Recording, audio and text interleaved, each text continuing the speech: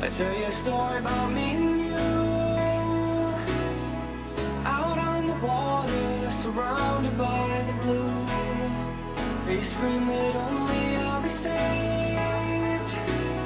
They toss off the line, but I just let it float away. Yeah, I let it float away. I let it float away. I let it float away. Float away, float away. Yeah, I let it float away. I let it float away. I let it float away.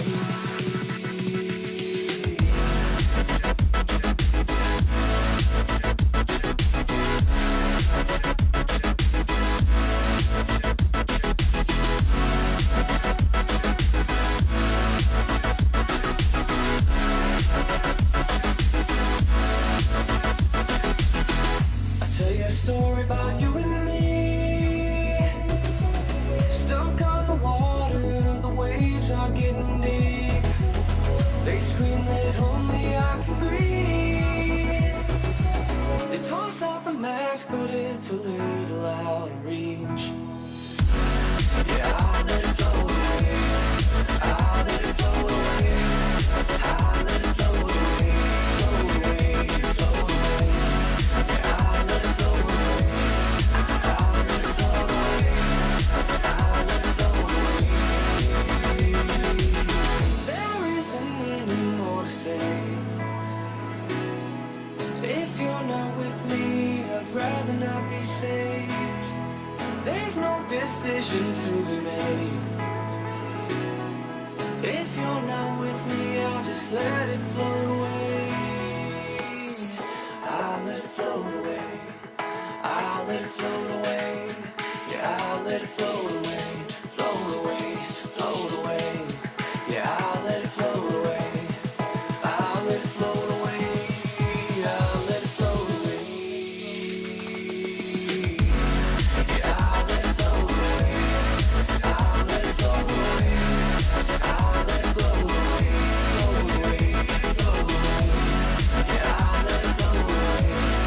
I'll let it float away. I'll let it float away. I'll let it float away.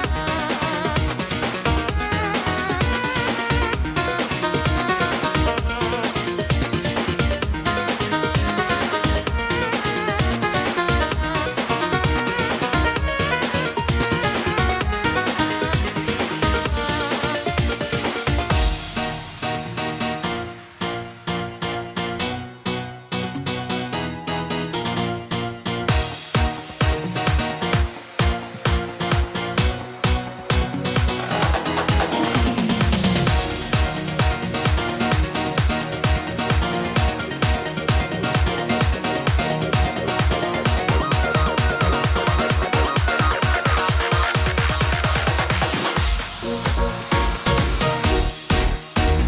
float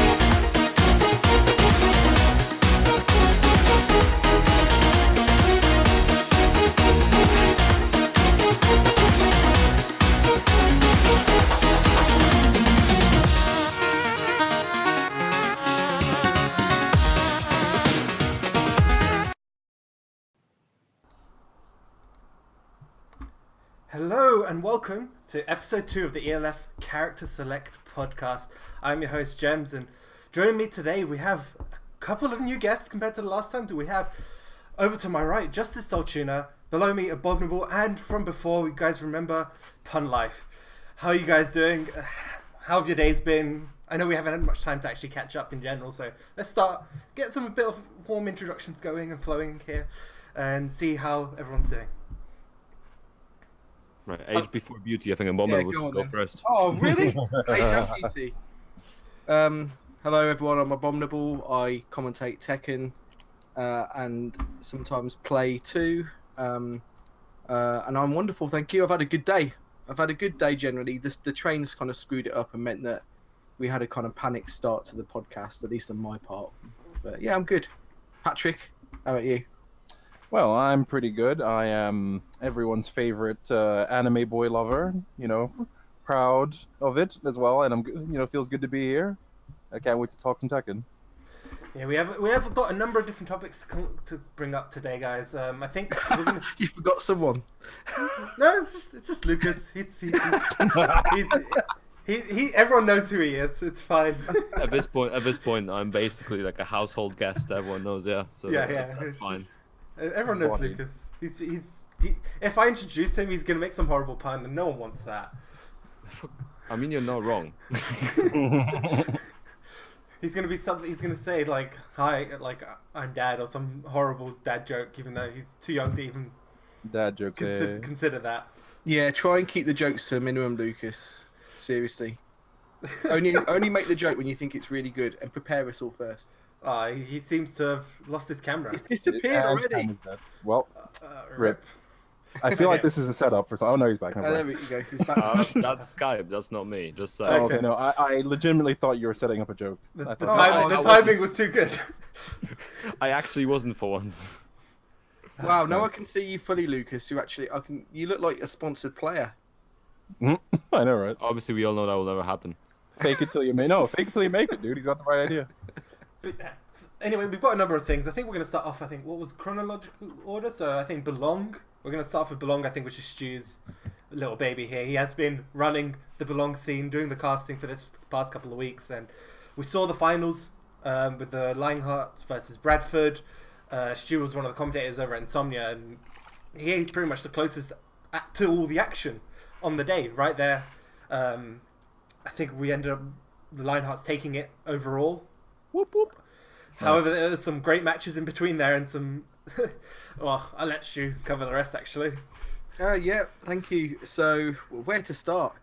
So, Eternal Dragon and I first started with Belong. I'm not going to go very slowly, but I'll start right back at the start. We commentated for the first time the finals of the first season in the London store. We were literally stood next to the wall where staff were coming in and out of the storeroom to get stock. Streamed a very quick final that night, York versus London, and then the next time I came back, I did the final at the NEC, and you could tell this thing was growing. But once again, it was the same two teams, York and London. And I think that the catchment of teams was relatively small, but Belong have stuck with Tekken, and I know that there's a lot of people that there's been criticism over the season. Some of it's been rightful, some of it hasn't, but they've stuck with it. And this last season's been absolutely amazing. Just the best casting experience that I've been part of. The teams that have joined from all over the UK, including Northern Ireland, have been of a much higher quality. So, we expected that early on in the season we'd be commentating some utter bodyings, but it turned out that there were some really good close matches. And the surprise of the whole season was Bradford. They played last season. They weren't the best team. They weren't close to the best team. But these guys just trained so hard, and I'm going to struggle not to repeat myself from the 5-hour casting session on Friday. But they stuck with each other. They stuck together. And they're just a really good bunch of lads. And they've treated it like a real exercise, and perfect practice makes perfect. They got to the final. We commentated that versus London, who are a group of very, very good blokes and top players, and it couldn't have been any better. We had surprises along the way. So London won the first set, and then Bradford pulled it back at the next set to 1-1, taking it to a final round robin. with London winning it overall, overcoming a 3-1 deficit to win the final round robin. But not only that, but we got to commentate in front of a fair amount of people at Insomnia, albeit it was on a Friday morning, so we had to work pretty hard and make a lot of noise to get all the traffic to come and sit down and watch us. But we also had Xavier Woods from the WWE cast with us. He actually came in and sat between myself and Eternal Dragon for the second half of the whole event, and the guy was clearly impressed with the players, both Bradford and London.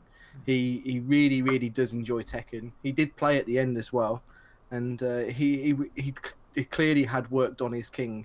He did the King just frame on the gut kick. He did little bits here and there that made me think this guy is a real gamer. He really does like fighting games. It just capped off the whole day as being an amazing day. It's one I'll never forget, and it's easily the best experience I've had thus far casting. Nice. Yeah. So, and they did announce, I should say, that they will be doing another season. So, Punlife, see if you can make the first team this time. I'll have you know, I did make the first team. I just couldn't make the finals because I had Gamescom. You did finish in the top 3. What? You finished top 3 in the qualifier. Details.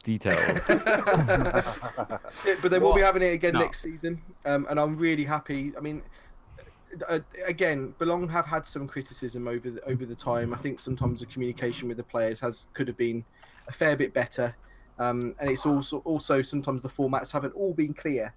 That all said and done, it's clear, hopefully, for everyone to see how much investment they're putting into this. You know, putting players on the big stage like that, streaming out from a studio. And the people who work for Belong make a huge amount of effort as well. They're doing this on top of their daily work. They're staying until God knows what time in the morning, in the evening, You're right. streaming it out.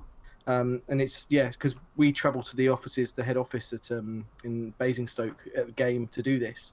It's a lot of effort and a lot of time and a lot of financial investment from a lot of people. So I hope you guys will stick with it. You can see the improvements. You can see the hype.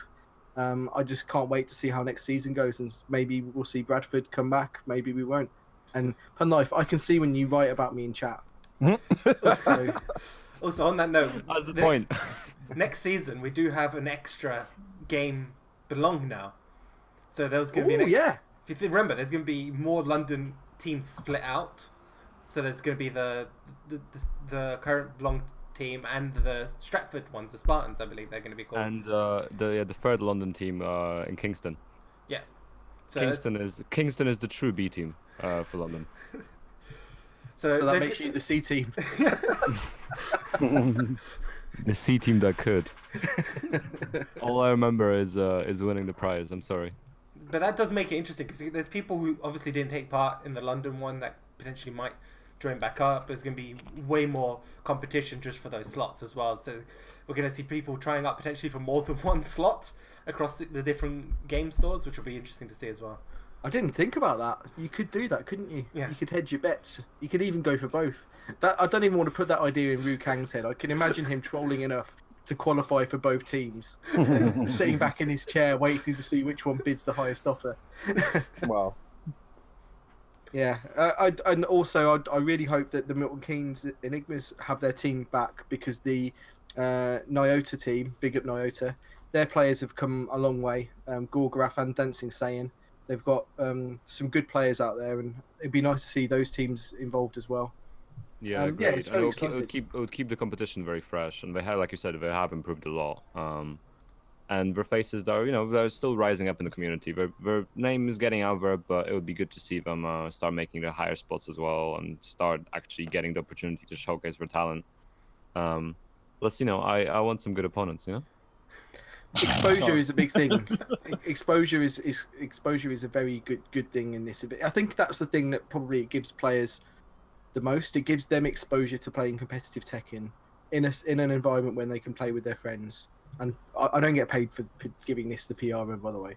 But that also it gives players exposure to on the big stage. Like, for example, Shen, who very decent player. He's been picked up. It's not just because of Belong. The guy's involved in many scenes.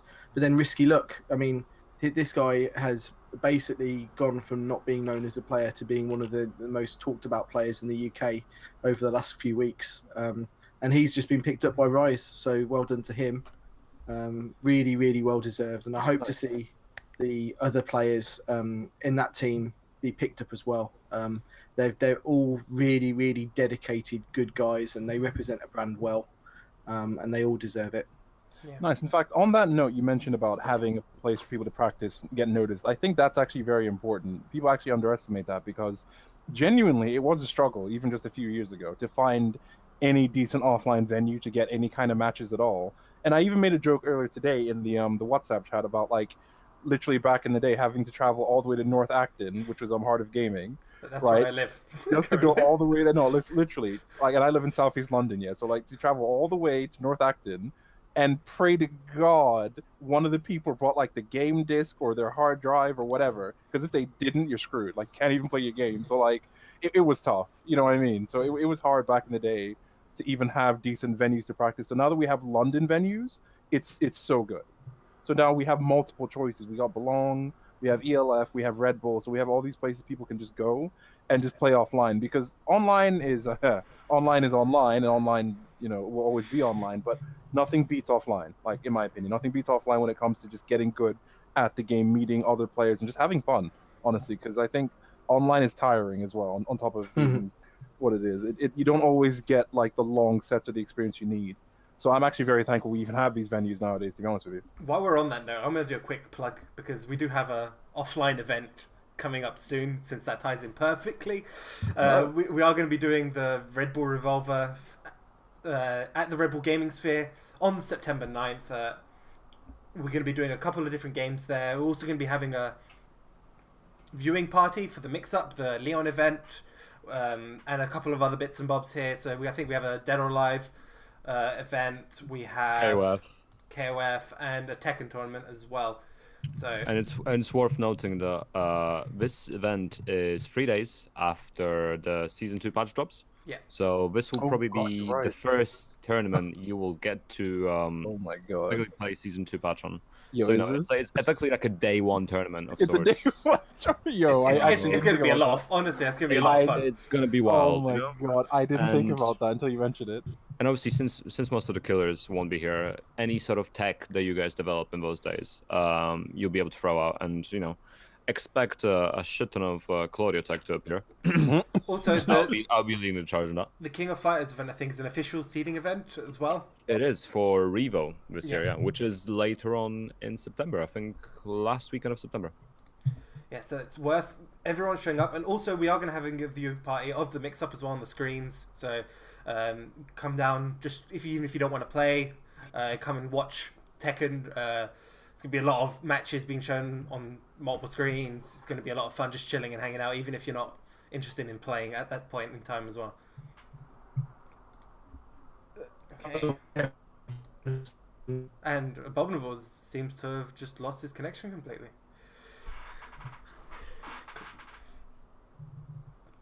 You still there? Hello? I'm assuming it's okay. So while he, I think just tries reconnecting and figuring that out, guys. Oh, obviously- Discord is. Oh, Right. it's Discord Right. then. Okay, it's not. It's I not was Yeah. Discord. I just Okay. reconnected, and I think it sounds fine again. Discord. okay, it's everyone. Drop the soap. No, we're fine. No, we're fine now. Okay, We're good now. Yeah, we good. Cool. It's Discord. I thought it was just Stu at the moment because he's the only one I could hear, and it was going out. Okay. So we'll get there. It'll come back in line. Yeah, I just wanted to. I don't know if you were talking about that, Trim, but we did have a question in the chat. Question for Character 3. I think that's me. Did you feel starstruck commentating with Xavier Woods, and what was your assessment of his commentary? I didn't. It's funny. We basically, Eternal Dragon and I got told a week before that it was a possibility that he may get involved, and I couldn't quite believe it. I'm a massive wrestling mark. I'm huge into wrestling, but I'm probably more into the old stuff than the new stuff. But I knew exactly who Xavier Woods was, and I mean that guy's hot shit. He was headlined WrestleMania, hosted one of the WrestleManias in recent years with the rest of the New Day.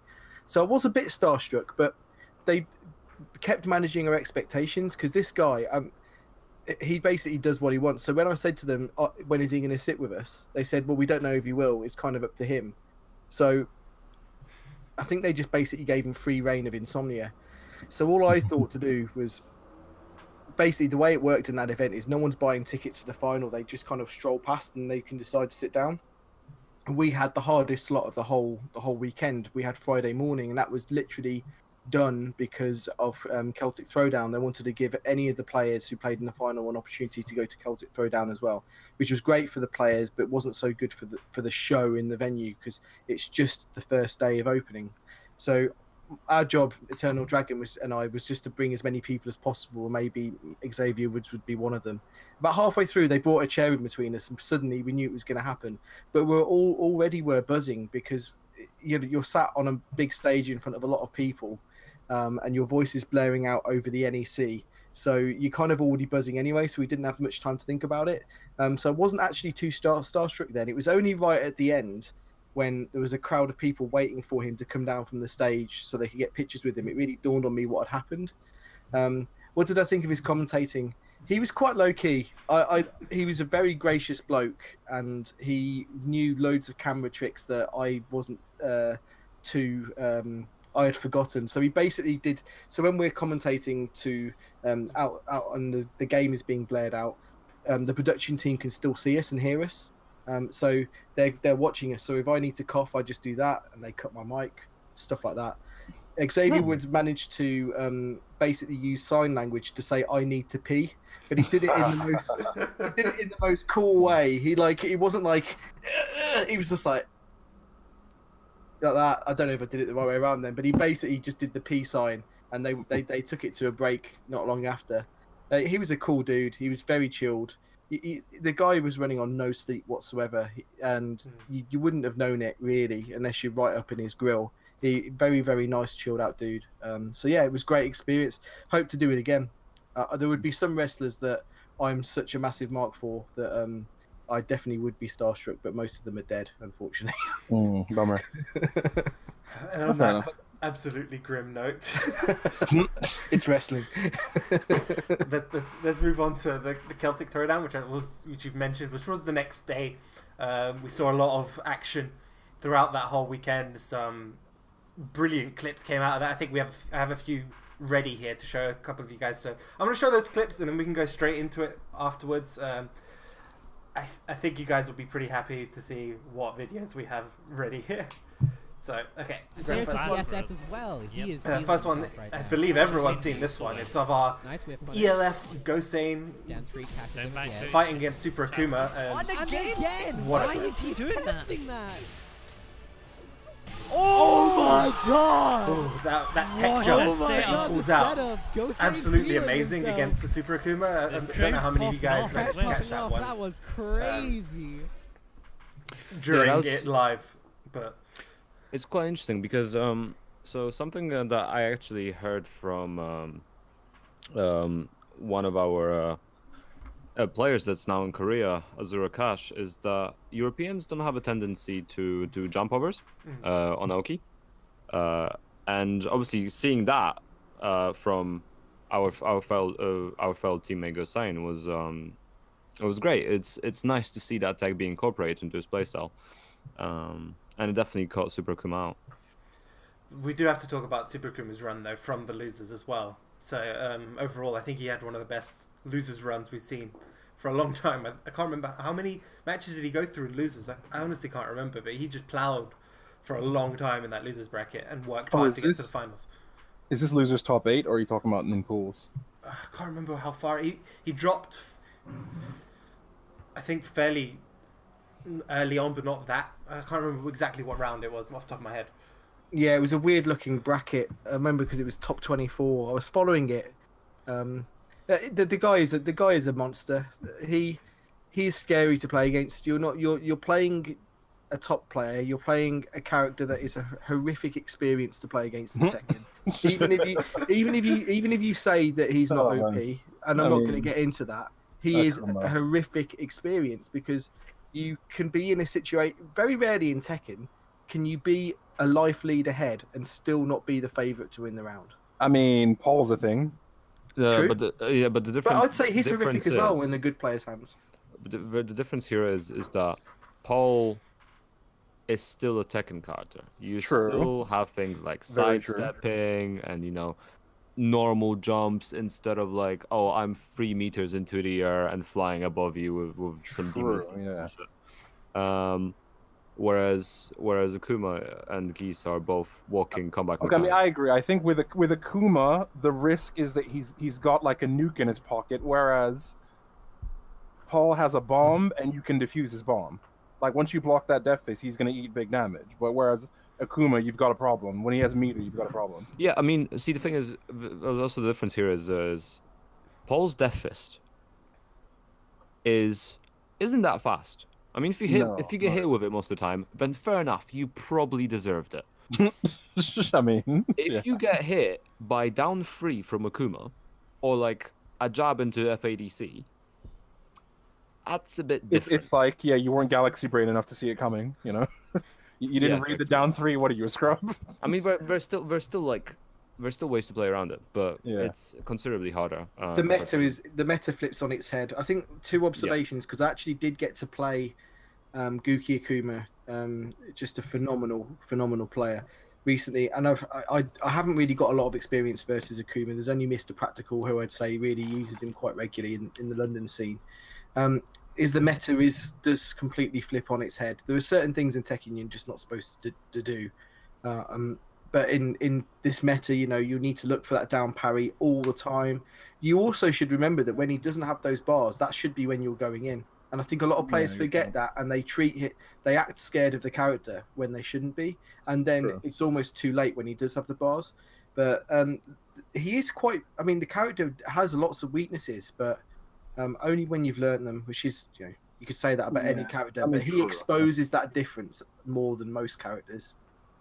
But yeah, I'd also like to take a moment just because I had a look at Celtic Throwdown. So just to bring it back to Super Akuma, so he won his first game against Jacket, then lost against the Phantom. So that was in second match of his pools. Yeah. And then there's a 2-0 against Second Enthusiast, 2-1 against Rikimaru, 2 against Kaiser Swede, 2 against Shanks, 2-1 against Gusain, 2-0 against Phantom, 2 against Spirogin, 2 against Truth, 2 against Nishin, and then 3-1 against Tishimon, then 3-1 against Tishimon again. Yeah. Wow. So What a that's player. pretty wild. Yeah, I Did he remember smile being. at the end? It's pretty good. I remember Did he being smile at the end? room, Because yeah. he doesn't ever smile, does he? I don't know. I didn't actually see the very final part, but I watched a lot of it up until the final. Unfortunately, something came up, but he never looks happy, does he? Never looks happy with himself. The thing is that Yeah, we was also good players on. we also ended up with Gosei. He gave us some of the best clips and some of the most sort of heartbreaking clips as well. I think we have one of the more heartbreaking clips as well to show everyone on stream. It's a classic Gusain. It's a classic, but it's also a classic Harada Police moment as well.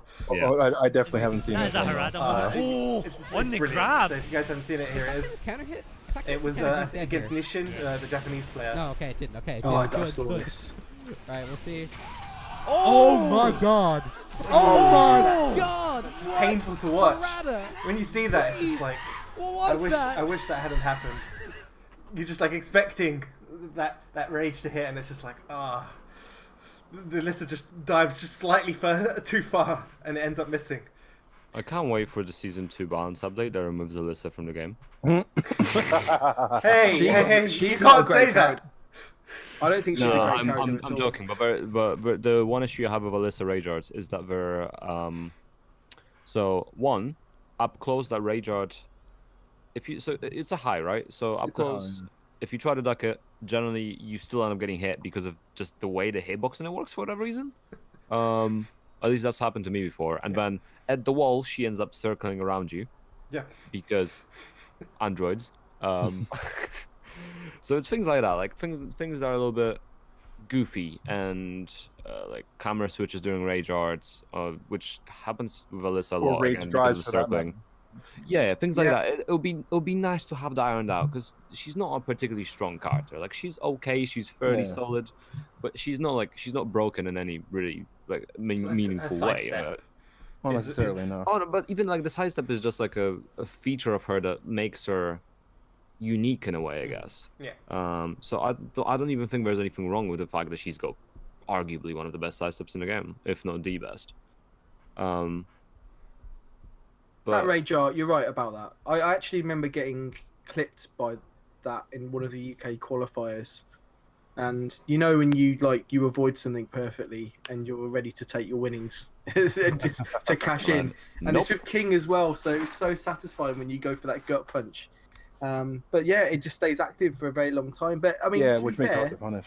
it's very clear that it's part of the design. It's not like a mistake. Even the audio lasts for quite a while.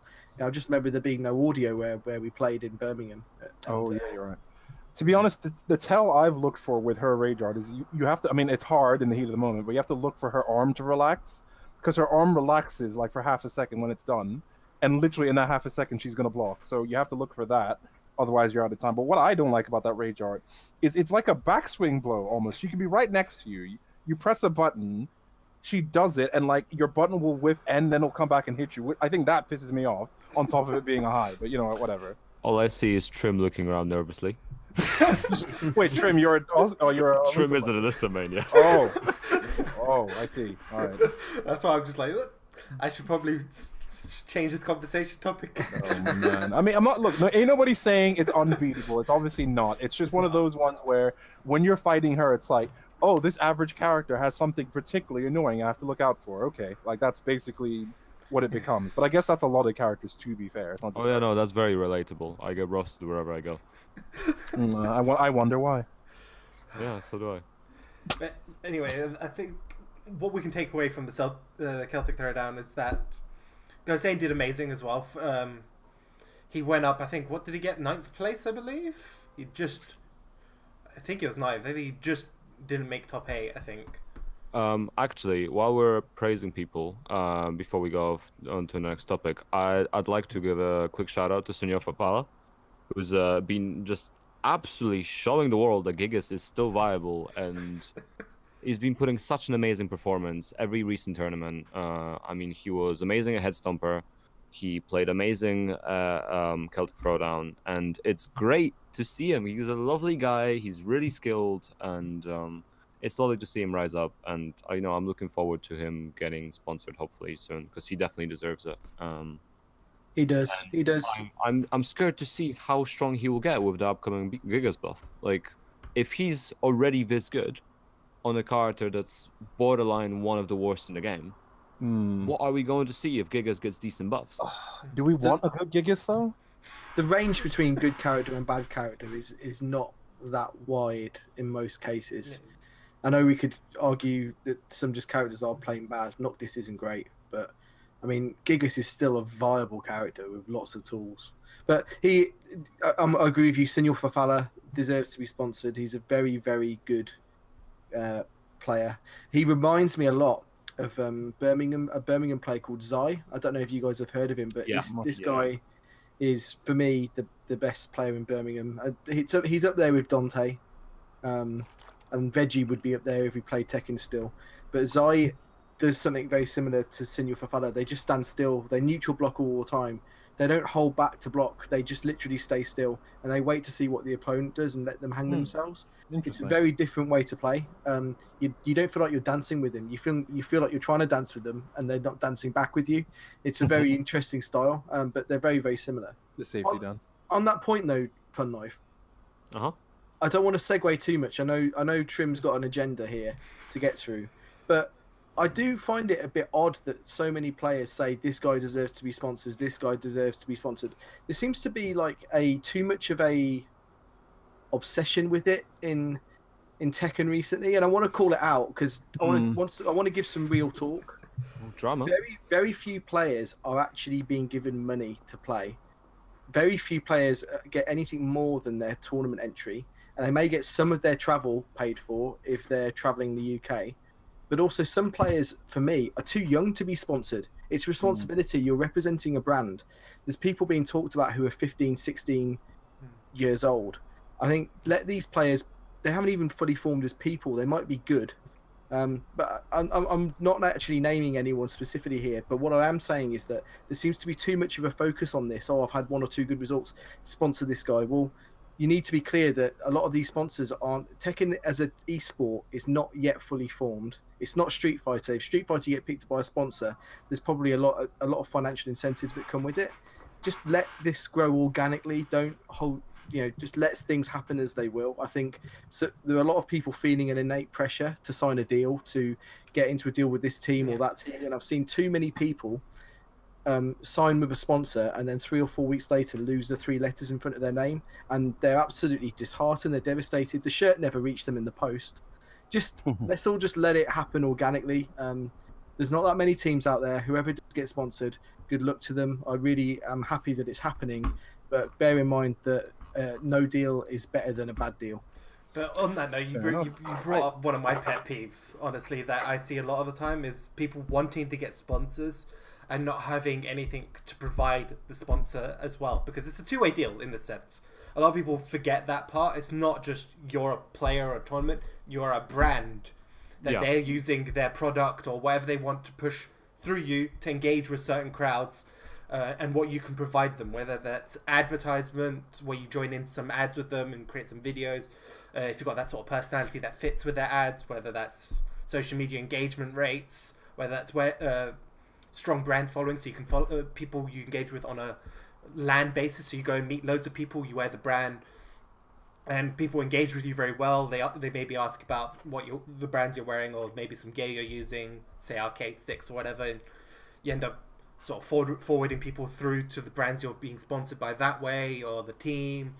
A lot of people don't have that core background that a sponsor may want, and I feel like a lot of players miss that point when it comes to sponsorships. No, that's a fair point, and I actually agree with both of you on building the brand and things. But at the same time, like, I get where you're coming from, and yeah, there's a lot of young players entering the scene, and having their big shot, where it's 5 minutes of fame, they're rising up really quick, and maybe some of them still haven't built up the consistency that ideally a sponsor would prefer. But at the same time, those sort of things like social media presence and responsibility for the things you say have to mostly be learned the hard way. Like, we're not going to learn it on a day-to-day basis when we just have a Twitter account with, 100 or 200 followers. The moment you start giving them exposure, they will be learning it. And sure, I'm sure it's a hard journey. I mean, I wouldn't know. I'm not a particularly big media presence, but it is something you have to learn the hard way. At the same time, like I said, I agree with the brand bit. I feel like a lot of the players would benefit a lot more and would have an easier time getting sort of links into the industry and to sponsorship. More than just sponsorship. I mean, like industry, like perhaps getting more in touch with the developers of the games as well. More than just Tekken overall. By promoting the material they are creating, having their own brand. I mean, you see a lot of Tekken players sharing, like I saw Signor Farfalla sharing a lot of tech videos on Twitter and mentioning things about Gigas that people don't. Yeah. So he's still sharing those videos. Yeah, I and to think- be clear, I will let you finish. To be clear, I certainly wasn't referring to Signor Farfalla. He's a perfect example of a role model in Tekken, but and I wasn't necessarily saying that the players aren't ready. What I'm saying is that there's a peer pressure for people to be sponsored, where there isn't actually enough sponsors for everyone, and of all the sponsors that there are, maybe only 20% of them are paying for travel, and a lot of them are expecting a lot of a player and not even putting a shirt on their back in some cases. So I'm just saying, buyer beware to everyone around. Don't put too much pressure on people to get sponsored. Let them do it in their own accord. When it's going to be the right deal, it'll be the right deal. I agree with that. But I'd also, sorry if I can just quickly finish off. No, it's fine. I think as a golden example, or pretty golden example, the best I can think of around is Rukang. If you notice his social media, out of Tekken players that I know in London and UK, he's probably got the biggest socials around, without too much of a competition even. Anytime he's got a deal with, I think District G have a deal with Lioncast, you can notice him promoting the products. He mentioned having an advertising deal with, he got a shirt from a company. He advertised that, so he does put material out there. He streams on Instagram as well. When I was in Poland with him, he was streaming multiple times to his followers and his fans. So it's things like that. He's got a media presence and he's using it and he's growing from it, and that's why he's able to grow his brand, even if he doesn't stream too often. He still has those socials on the side that he can use to spread his voice. Yeah, he's definitely a good example of it. Yeah, that's right. And I think what I was going to add is kind of just auxiliary to what you guys have been saying. And yeah, you're right. There kind of is this kind of glitz and glamour with getting a sponsorship right now, because as FGC and FGC esports is just growing bigger, there's a lot of this feeling like, if I get sponsored, I'm going straight to the top. Like, once I get sponsored, it's the jets, it's the hotels, it's the, you know what I mean? Like, there are some people who think that's what it means, and it means that you'll then, like, I don't know, by some weird magic, become a better player as a result. But I think the issue is that it's about the dedication you put in, as much as you're right that the actual sponsors themselves have to give you. In fact, a bit of an anecdote, but I think it's related, where some people get sponsored. Let's say we're not talking like international, but you get sponsored on the local level to go to your local tournaments and support your scene. But then it ends up happening that maybe, let's say, a patch comes out for the game, people don't like the game, they're not enjoying it, then these people don't go often to the events, and the sponsor's like, what are you doing? And people have this idea that a sponsor is kind of like a safety net, a safeguard, when it's not. A sponsor is a prop, but it's not there to catch you if you're being stupid, if you're not dedicated to the game. So it's like, it's like it locks you in, basically. A sponsor is good because it gives you so much opportunity and chance for progression, but it also means that, like, you do your part as well. You now have to then pull some extra weight. So I think a sponsorship, you're right, has to be a natural thing. And I think if you want to put in the effort and dedication, then fair enough, a sponsor will recognize that, but you can't expect a sponsor to just come and scoop you up and take you to stardom, basically. Yeah. I think that's the key. Also, as one quick thing as well, just something I sort of thought of. It becomes a bit of a double-edged sword as well, especially if you're a fairly outspoken or opinionated person. You got to be very careful what you say, because at this point, if you're sponsored, a lot of people that may follow you will take your opinion as something representative of the brand that you're with. At which point, you have to be very careful of what you say and how you say it and when you say it. Because it's very easy to get dropped nowadays. Because if you say something that someone doesn't like, and when there's enough mob behind it, the mob mentality itself, someone will message your sponsor, maybe multiple people, and then your sponsor deal is gone because of something you just happened to say. Which is something Stu related to earlier about the sort of the social media presence and what the players are actually saying over socials. Yeah, that's true. Yeah, I mean, true. but I suppose you just have to be careful what you say. I mean, everyone has those days where you say something stupid on Twitter, but for the most part, my policy is, like, if you feel like you don't feel comfortable saying it in the potential that thousands of people are going to see it, just don't say it. No matter what it might be, even if you feel like, oh, I just have to let them know. I have to get the truth out there. Sometimes you just need to keep it to yourself, because for whatever good you could do by saying it, if you're representing a brand, like, you may as well just keep it to yourself. Yeah. That has perplexed me, and I'm talking about multiple people across multiple esports here. I'm going outside of Tekken. Is that someone gets some great results, they get sponsored, and then I'm thinking to myself, did you look down this dude's Twitter feed? It even shows you what this person likes these days, and there's like right-wing stuff, some fairly raunchy stuff. And I'm not talking about one person here. It seems like there needs to be a little bit of a character check that's done. Just ask about the dude you're going to be working with. You're basically hiring a member of staff. Yeah. It's a two-way, it's a basically, client relationship. So, anyway, that is true. I'm sure we've spoken about it a lot. Yeah, we have Sports gone guy, on esports, everybody. Esports, woo! we're e-gamers. Oh, As like O2 called it, I believe. They called it e-gamers. E-gamers, oh man. Oh, come on. You got me on the street. It was going to be grumpy old man time. I had to do the reality check. Let's go back to something else. What have We did got go next? off. We did go off on a little bit of a tangent, but let's bring it back. So we have the season 2. It was a good tangent. It's a good tangent. It's one I argue about quite a bit, especially on social media. I think I have a tendency of calling out people on this exact topic on Twitter when they keep asking to get sponsored. And I'm just looking at their Twitter. I'm like, yeah, no. Yeah. HyperX, if you'd like to sponsor me, I am advertising you on our socials. Oh my, his grand master plan. It was a setup this whole time. But yeah, next topic. I think we had the season 2 a date announced for Tekken as well. I think we've alluded Yes, to we it did. throughout the event. Leon is actually, the mix-up is using the season 1 patch. Then they've elected not to go for the season 2, even though there's a 2 or 3 day gap between the patch and the tournament same day as our tournament. Obviously, 2 different countries, but I'm interested to think of people's opinions on that. If whether or not you have the view of a patch is a patch, people should learn to adapt regardless of the time period, because the people who adapt the quickest will obviously be the better players. And a part of gameplay tournaments, especially in esports and gaming, there's lots of games which have constant patches, constant updates, and people just have to learn to adapt as quickly as possible. And the ones that do adapt tend to be the most favored to win.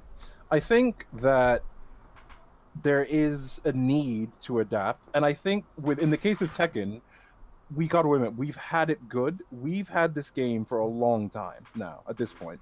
So if there's any time it was due for a season 2, it was now. We can't complain. Listen, if this is like some other game where we're getting hit by patches, I'm talking every other month, bet your ass you can complain. But I think with Tekken, we've had a long enough time that now, if we switch things up, I think people should have the inclination to adapt. It's cool that they're going with the season 1, which is fine. I think gives some people some time, because day 1 tournaments are a blow up anyway. But I think if they said, you know what, season 2 it's happening right now, I think people should get used to that. And I think it's interesting. Plus, look at it this way: it's not always about having things on the line. Sometimes, if there's a new patch, if there's a new meta, then it's interesting to see what people do with that in the first instance, when maybe there's no huge risk to playing it. Maybe if there was a huge risk to playing it, like it's a major tournament, then I'd understand. But if it's just something that is out there for people to get some experience, I think it's fine. Go right ahead. I think yeah, go ahead. There's also the viewability. Seeing a day 1 patch, honestly, watching a day 1 patch is probably the best, most entertaining thing in the world for any game. It can be, yeah. For a viewership perspective, it's honestly some of the best experiences you can get is watching some of the crazy or the ridiculous strats that just people come out with that they just figured out the night before. It's information gathering. Yeah. It's literally art of war. All warfare is based on deception. It's literally, you don't know what people are going to do. You don't know what crazy stuff people are coming up with. And I think that's interesting. That keeps things fresh, and I think that's good. But that doesn't mean you can't fall back on old tactics and see how that works out for you. Plus, at the end of the day, good players will still be good players, regardless. Like, that doesn't just fall apart. While I can sort of see I agree with the adaptation, and everyone needs to get on with the times and adapt to patches. We are talking about quite possibly the most complex popular fighting game that is out on the market right now. Fair. Tekken is a legacy game. It's not a game that someone can just pick up. There's a lot of new players that start with 7, where like a year and something like 2 months into its life cycle off of arcade, and a lot of us are still barely scratching the surface. True. We have 60 plus moves per character, and that's if it's a new character. There's characters over of 200 moves, and that's only moves. That's without all the different applications of those, different setups, back turns, sides from the side, for example. There's different hits, there's different situations from float. So there's such a multitude of knowledge. And now imagine so you are just barely understanding and scraping the surface of the game. Now there's a patch, and it's not a small patch. This isn't like a tiny patch that just changes like a couple of things. No, this is something much bigger. So we have a whole new mechanic, we have new rage drives coming in, there's new moves coming in that obviously no one before knew. So now you got to work out muscle memory on how to deal with them. So it's a massive thing, and I wouldn't be surprised. Personally, I think I would probably delay any use of season 2 in tournament for like a month at least. A month. I see what you mean. I get what you're big saying. tournaments, because big tournaments, smaller ones, fair enough. Majors, no. I think I'd be really excited to go to a day 1 tourney, and yeah, I really I'm would. so excited. I used to play Lei a while ago, and I can't wait to see him back. But Lei is the kind of character as well where if something's going to be broken, it will be him. He's a very, very complex character. Yeah, you're right. And I can imagine that someone is going to find something with Lei that will get patched in a very, very short time. Probably, I just hope Harada and his team. He should not deploy that patch, then give everyone the week off. I hope that guy's got some sense. Yeah, I know, right? In fact, funnily enough, I think this dovetails to what we were talking about earlier about having offline scenes, because I think having good offline scenes is perfect for stuff like day 1 tournaments, because Obviously, the temptation with a new patch with new characters is I'm going online. I'm gonna do all this. I'm gonna learn all this stuff. I'm gonna troll the internet. But I think that's great, and you can do that. And I think some of the day one streams are fantastic. Day one streams for new games and new patches is amazing. But I think going to an offline scene with a new patch for a game, I think that's also very eye-opening, because then you can ask questions, then you can discover stuff in real time, as opposed to get bodied by it for 5 hours until someone on Twitter tells you what it's all about. You know what I mean? I think at the day one tournament, you can see it firsthand, and you can understand it a whole lot better. And plus, it's a lot more fun. It's a little bit of more a learning experience. I think, and this is me just shutting down online completely, but I do think online, there's something very impersonal about online that takes the heart out of fighting games sometimes. There's something about online where you don't see the person, you can't hear them for the most part, and you just lose that sense of sort of community and interaction you get with at an offline scene, just talking to people in a fighting game. So while I think it's great to just go online and just, blow everyone up, I think going to an offline scene and having a day one tournament, I think, is good. Plus, you get to see how everyone else has progressed, and you come up with your own strategies as well. That's another thing. I was cursing it a little bit, where back in the days when the early days of the TNT Tekken tournaments, when I was playing them all the time, because I swear that I got knocked out by a Noctis, a geese. Oh man! It was like always I'd get to the last like 3 or 4 players, and then there'd be some dude who was rocking a Noctis like a 2-week-old. Like it was just painful. But that kind of all died down. It's funny how some characters, like, I still associate that. Do you know that feeling? Oh, this is a new character. I hate this new character. I still associate that with Akuma. He's been around the whole time. I associate it with Geese, but Noctis and Lucky Chloe, not so much. It's Eliza funny how as your well. brain plays with you in that respect. No, I mean, I get you. I think with Eliza and Akuma, I don't know about, like, say, Chloe. Chloe's her own being, her own existence. But I think with Akuma and Eliza, my first thought is, do they know what they're doing? Because that for me changes everything. Because your garden variety Akuma tries to play it either like Street Fighter or from like the few basic things they know, but they don't know, for example, they don't know sweep is -20. They don't know that DP isn't actually that good. They don't know how decent his jumps are. You know what I mean? A lot of Akumas will just throw out stuff, and they don't know how minus it all is, basically. And I don't know what Lucas is doing. I don't understand. You're talking about him, basically. No, This guy the got vast- away with hop kick. I heard the term new characters and immediately I decided to duck down. Fair enough. But you know what I mean, though. Like a lot of Akumas you run into, they will just do stuff that just works on most people because they think, man, it's Akuma. He's broken. Incorrect. There's a lot of, I mean, he might be broken, but there's a lot of things people do with him that aren't good. When you actually meet a good Akuma, you'll know. You know what I mean? When you actually meet Akuma who knows what they're doing. Same with Eliza. There's a lot of Elizas that just they're party hards. You know what I mean? They're wild. They just run across the screen doing all of her dashing moves and stuff, and it's crazy, but a lot of it's unsafe. And I think that's intentional. I think Eliza and Akuma, maybe, I don't know about Geese. I feel like Geese is different, but Eliza and Akuma, they're designed in a way where if people like try to play them like Street Fighter and just mash and go nuts, it actually won't work out for them. You know what I mean? Like it will actually blow them up. But if they actually slow it down, figure out what those tools are that are unique, that kind of break the Tekken system, and use it against you. You know what I mean? Like, you're not expecting, with Akuma, you're going to walk up to this guy on Wake Up, and my guy does DP FADC like it's 2009, and you're like, oh my god. Like, literally, you don't expect it. In Tekken, you don't see it coming. Seriously. 09 Tekken.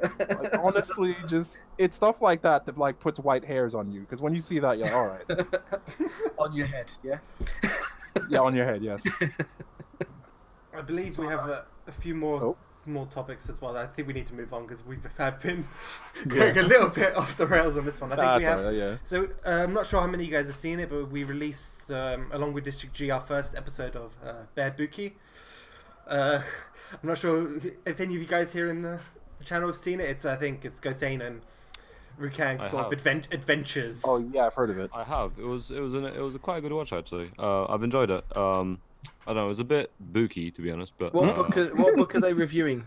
Punlife. Is it a bit like Richard and Judy's book club, but with Gosane and Yeah, if you added a bit more slang and booster seats, it's basically that. Yeah. Whoa. Oh, I mean, actually, let me ask. Where did the name come from? Whoa! Shots fired. Where did the name come from? Actually, that's what I'm wondering about. Because I don't think I'm familiar with the phrasing. Like bear bookie. What does it mean? Bear just Buki- means a lot, and Buki is just like whack, effectively, isn't Yeah. it? Oh, okay, fair enough. I get you. So it is Alright. it is worth the watch for the those guys of you that are interested in just seeing sort of two guys from two different teams, sort of, I think, going through their charades, I should call it. But yeah, I think that's about it to cover on that one. There isn't much. I think it's one of those ones you have to have watched before we really go into it. Don't watch it's it yet. Wait until after. Look, Punlife has put the link in the chat, but don't click it yet. Just leave it until the end of the show. And the last topic, I think, is one of yours, Abominable. So your charity event. Yeah. So it's kind of gone a little bit quiet over the Belong final, but picking back up. So just as a little experiment, I've started a online tournament called Chains for Charity. And the idea is that the prize money goes all to the charity of the winner's choice. So just did an experiment the first time round. We're about halfway through the tournament. We're a 16-person invitational. Each person pops a fiver into the pot, and the winner gets to donate 80 quid to the charity of their choice. And it's just this time over. It's kind of an invitational experiment. I think the next time it will be an open. And it would be really great to have more events like this. I think people are more interested in the prestige of winning a tournament than they are with the prize itself a lot of the time. And I would like, if people agree with that in a lot of cases, and they don't mind spending the cost of an expensive coffee or a beer if you're old enough on tournament entry, then it can make a difference. If we run these regular tournaments every fortnight or so, potentially, we'll see how it goes. But, you know, over a year, that adds up to a lot of money, and it's nice to think that we're all doing some good. Obviously, that's probably especially important to try and do that these days, because I've spent the train journey home reading a complete load of utter about how gamers are violent and how gamers like shooting guns in real life and all that absolute nonsense. Since I've been involved with East London Fighters and other organisations over the last 18 months, Nyota, District G, it's been nothing but good people trying to do good things. So I think we could do a lot more for the Punlife. Could you stop talking rubbish in chat? I'm like, trying to get emotional. Oh man. Trying to get emotional. We hear you, dude. We hear you. I just think that we could do a lot, not only for the charity but also for the image of gaming. So, yeah, we'll see if we can do something about that. The next one will be on PS4. If you're interested, hit me up on Twitter. If not, I'll be sending out a link once it's all set up. So I think I mean, no, that's a good cause. I respect that. That's actually pretty cool to do something like that. Very, very thespian, humanitarian. You know, that's good. Yeah, I completely agree. And I think that's probably a nice spot, I think, to sort of conclude this podcast that we've been running. It has been just about an hour now, which is where we've been wanting to sort of keep it at, not keep people dragging on for a long time. I think most of you guys will agree that's sort of the nice sweet spot, I think. It's been great having everyone here. So for you guys who might have just tuned in a bit late, we've had some great guests today. We had the lovely Justice, lovely Abominable, and Punlife over there in the corner. Where's my lovely? Please, guys, do me the favor of tweeting a HyperX with this podcast. Oh my god! Oh my. Do they do clothes and adult sizes as well, bud? Oh my god. Jesus. Do you not see the size of my head? It's more than adult size. Oh man. But yeah, anyway, everyone was lovely. You guys have been a delight to have on the podcast. We'll hopefully have some of you back for future talks. I believe the next one we're having is going to be soon after Leon. I think it's going to be the Tuesday after the patch. I think that's the next scheduled date. We haven't got our guests sorted out for that. So for those guys in chat who might be interested, do hit me up with some messages, tweet at me or something similar, because I will be picking people out. We're going to be changing it up a bit. and trying to get maybe some people who you wouldn't really expect. I think as well. I think it'd be nice to get because we all see Lucas all the time here, so we need to kick him out a little bit. Oh, you know, I'm leaving in 3 days anyway, so you guys won't see me for a long time, so that's fine. It's okay. Go on, tell us what's going on in your life quickly. I'll have university. Good luck. Good luck. Thank See you. ya. Yeah, good luck. Dude. Good luck. Bye. So yeah, thanks guys for tuning in. This has been episode 2 of the Character Select podcast. I've been your host, Gems. Do keep track of all our socials, and we'll be back in a couple weeks' time. See ya.